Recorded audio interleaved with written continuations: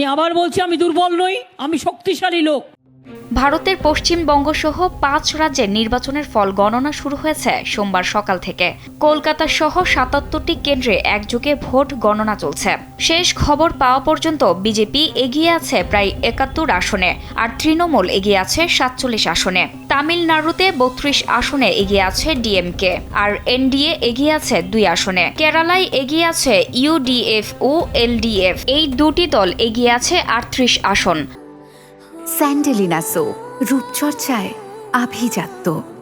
আর NDA পেয়েছে 4 আসন। আসামে এনডিএ এগিয়ে আছে 12 আসনে। গেল 23 ও 29 এপ্রিল 2 দফায় পশ্চিমবঙ্গ বিধানসভার 294টি আসনে ভোট গ্রহণ হয়।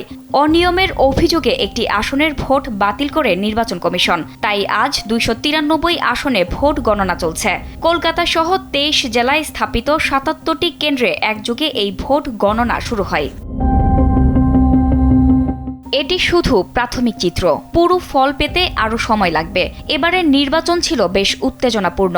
ভোট পড়েছে 90%-এর বেশি। নাগরিকত্ব, উন্নয়ন আর নিরাপত্তা ছিল ভোটের প্রধান ইস্যু। তবে সবকিছুর জায়গায় সহিংসতা ও অনিয়মের অভিযোগ এসেছে। একটি আসনে পুনঃ ভোট হওয়ায় সেখানে ফল পরে ঘোষণা হবে। শেষ ফল যেদিকেই যাক, এই নির্বাচন ভারতের রাজনীতিতে বড় প্রভাব ফেলবে।